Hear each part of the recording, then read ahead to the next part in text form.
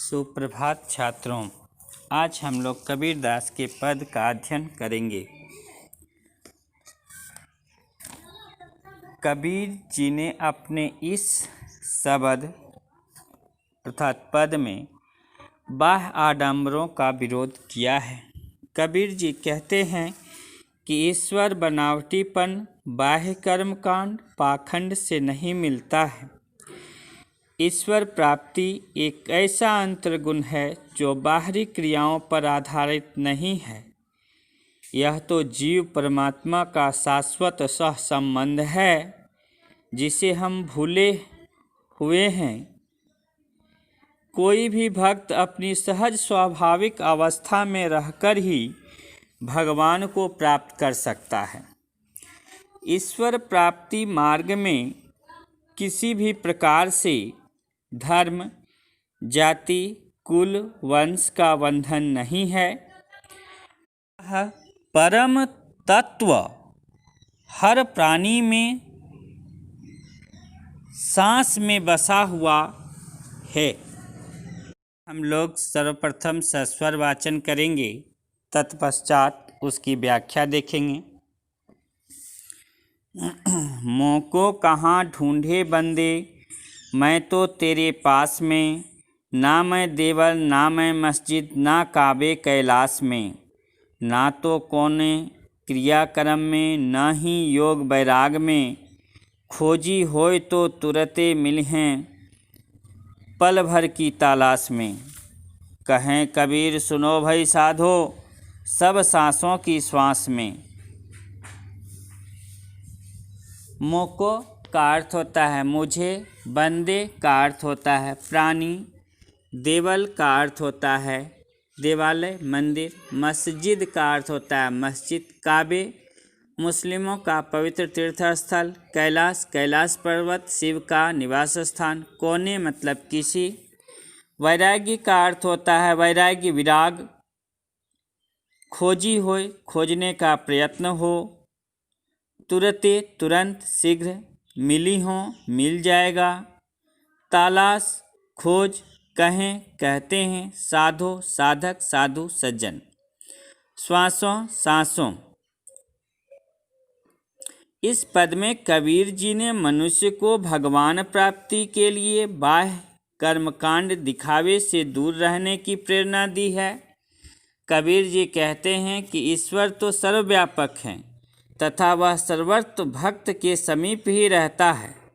ईश्वर की इस सर्वव्यापकता के विषय में कबीर जी लिखते हैं कि मैं अर्थात ईश्वर को तुम कहाँ ढूंढते फिरते हो, वह तो सदैव तुम्हारे पास ही विद्यमान रहता है। वह ईश्वर न तो किसी देवालय मंदिर में रहता है और न ही किसी मस्जिद में। वह काबे या कैलाश पर भी निवास नहीं करता है। जो लोग ईश्वर को प्राप्त करने के लिए कर्मकांड का सहारा लेते हैं वे इन साधनों के द्वारा उसे प्राप्त नहीं कर सकते हैं। योग और वैराग्य जैसे दुष्कर भाव विचारों से भी ईश्वर को प्राप्त नहीं किया जा सकता है। यदि कोई सच्चे मन से उसे खोजने का प्रयत्न करे तो उसे क्षण में ही एक पल की तलाश में खोजा या पाया जा सकता है। अंत में कवि साधक को सचेत करते हैं कि यदि तुम सच्चे मन से उसे पाने का प्रयत्न करोगे तो वह स्वयं तुम्हें अपने श्वासों में ही प्राप्त हो जाएगा। भावार्थ यह है कि ईश्वर तीर्थस्थलों, बाह्य कर्म कांडों या कठोर योग वैराग्य के पद से प्राप्त नहीं होता। सच्चे मन से प्रयास करने पर सांस सांस में बसे ईश्वर को प्रत्यक्ष अनुभव किया जा सकता है। अब हम लोग शब्द 2 का अध्ययन करेंगे। कबीर जी ने अपने इस शब्द में ज्ञान की आंधी के रूपक के सहारे ज्ञान के महत्व का वर्णन किया है। कबीर जी कहते हैं कि प्राणी ज्ञान की सहायता से ही अपने दुर्बलताओं पर विजय पाकर मुक्ति पाता है। कबीर जी ने सहज साधना से प्राप्त ज्ञान पर बल दिया है। ज्ञान प्राप्ति से मन की विभ्रमात्मक स्थिति नष्ट होती है। मन से भ्रम व राग द्वेष ज्ञान के बल पर ही नष्ट होते हैं। ज्ञान की प्राप्ति होते ही प्राणी की कुबुद्धि नष्ट हो जाती है। वह सद्ज्ञान से सत्य को प्राप्त होता है। ज्ञान की प्राप्ति के लिए जटिल, कठोर व दुष्कर क्रिया विधियों को अपनाने की आवश्यकता नहीं है। मन में प्रेम भाव के उदित होते ही अज्ञानता का आवरण हट जाता है। आइए सर्वप्रथम हम लोग सस्वर वाचन करेंगे, तत्पश्चात इसकी व्याख्या देखेंगे।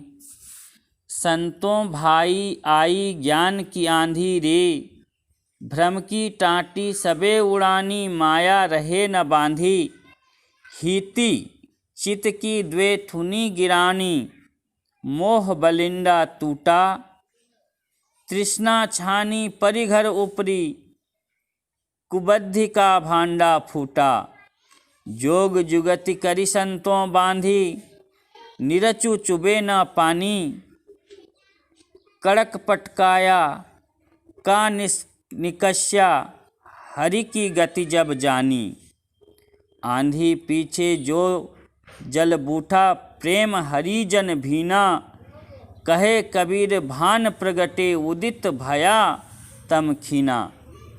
ज्ञान का अर्थ ज्ञान है। टाटी टट्टी झोपड़ी का छप्पर, द्वे मतलब दो, बलिंडा मतलब बडेर होता है, छप्पर मजबूत करने के लिए प्रयुक्त घास फूस, कुबुद्धि मतलब बुद्धिहीन, भांडा बर्तन, निरचु थोड़ा सा भी, चुए चूता है, टपकता है, बूठा मतलब वर्षा, भान मतलब भानु सूर्य, ज्ञान, खीना छिन्न नष्ट होना। कबीरदास जी आंधी के रूपक के माध्यम से ज्ञान के प्रभाव को चित्रित करते हुए लिखते हैं कि हे संतों, देखो अब सहज साधना के द्वारा सच्चे ज्ञान की आंधी आ गई है। इस ज्ञान रूपी आंधी के चलने से मन पर बड़ा भ्रम रूपी छप्पर उड़कर दूर जा गिरा है। तात्पर्य यह है कि ज्ञान प्राप्ति से मन भ्रमात्मक स्थिति से मुक्त हो चुका है। माया रूपी रस्सी ने इस भ्रम रूपी छप्पर को मन से बांध रखा था। अब ज्ञान की आंधी चलने से वह बंधन भी खुल गया है। मन में राग द्वेष रूपी जिन दो स्तंभों पर यह भ्रम रूपी छप्पर टिका हुआ था, ज्ञान की आंधी में वे दोनों स्तंभ भी गिर गए हैं। इस भ्रम के ऊपर जो तृष्णा रूपी छप्पर पड़ा हुआ था, ज्ञान की आंधी में वह टूटकर नीचे गिर गया है। उसके गिरते ही कुबुद्धि रूपी मिट्टी का बर्तन भी फूट गया है। कबीरदास जी कहते हैं कि संतों के संसर्ग से अब योग साधना के द्वारा मोह माया आदि को कसकर बांध दिया है। इसके कारण अब थोड़ा सा भी पानी नहीं टपकता है। प्रभु स्मरण से इस शरीर से विकारों का कूड़ा करकट निकल गया है।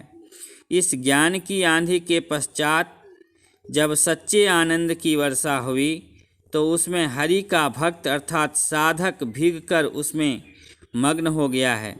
कबीरदास जी कहते हैं कि ज्ञान रूपी सूर्य के उदय होते ही अज्ञान रूपी अंधकार छिन्न पड़ने लगा है। धन्यवाद छात्रों।